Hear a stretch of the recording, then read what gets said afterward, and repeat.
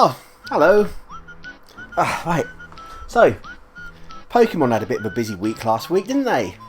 Not only did we get the first part of the DLC for Sword and Shield, which incidentally is also the first time we've had any DLC for a Pokemon game and not just a full-on sequel, we also got the amazing news that there is going to be a new Pokemon Snap game coming to the Switch at some point. Not too long, please Nintendo. Now, like I've said before, I'm a big Pokemon fan, so my opinions might be, a little bit on the biased side, but I'm going to give them anyway. So you might as well get comfy, head on down to that subscribe button and hit like as well while you're there. It'll help me out loads, and I'll do the same for you.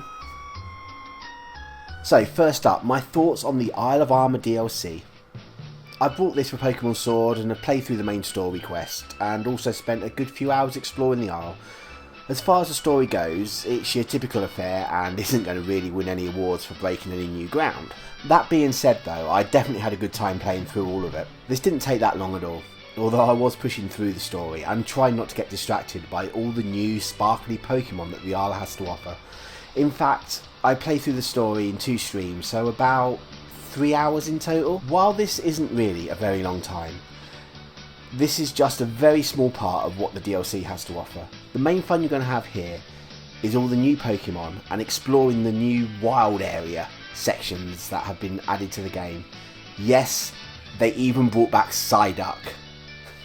While I'm sure there will still be people missing their favourite Pokemon, I'm happy. The diversity of the different areas on the Isle is a very welcome addition. It feels so much more like a real ecosystem than the wild area.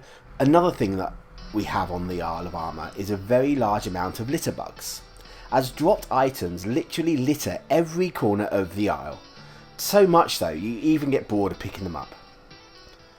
There are also dens all over the Isle, so if you're into max raids, this is definitely a very good thing. One of the other side quests that took me by surprise is the Diglett hunt. Scattered around the island are 150 Alola Diglets that have run away from their trainer and need to be found. 10 hours in and I found about half of them so far. So this is going to take a little while to complete. As a reward, you get different region versions of the Pokemon for every 10 or so that you find. So 10 hours or so in, is this DLC pack really worth it? Well, that really depends on how much you enjoyed the main game. If you want more of the same, then this is definitely a welcome addition to the game. I've definitely enjoyed myself on the Isle and feel no regret at all about purchasing it. Plus, we still have the second part of DLC to look forward to. One other nice feature is being able to have one of your Pokemon follow you around the Isle of Armour. This can only be done on the Isle, but it is nice to have this return, even if you can't get carried around by Snorlax like you could in Let's Go. It would have been really cool if you could have had a camera mode to take a picture of yourself with your Pokemon, but alas, that's not the case. Although, luckily for us, Nintendo have just announced that Pokemon Snap is making a comeback after over 20 years since its N64 release.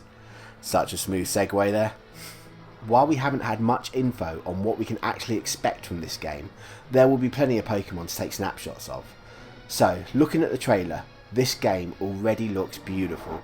One of the things I noticed though is that there isn't actually any tracks going around the island. Instead we have what appears to be like holographic tracks going down. Does this mean that we can actually draw our own route around the levels? I hope so, as this would add so much more strategy and also add to the replay value of this game. I mean, the N64 version is fun to sit down with for an evening, but you've seen everything it has to offer in 4 to 5 hours. Apples are definitely making a return, and hopefully there will be a lot more berries added to increase the different options you have to interact with the Pokemon. Another thing that the trailer shows is a day, evening and night. I mean, how cool would it be if this is like Animal Crossing, that it's linked to the internal clock, so you'll need to play at certain times to see special Pokemon? Or at the very least, you can select the time of day when you start the level.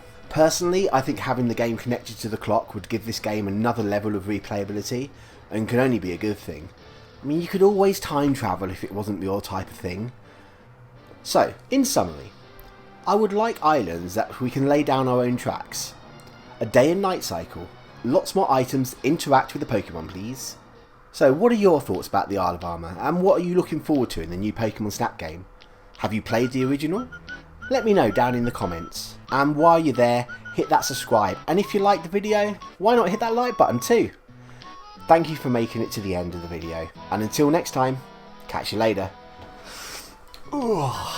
I wanna be the very best, like no one ever was.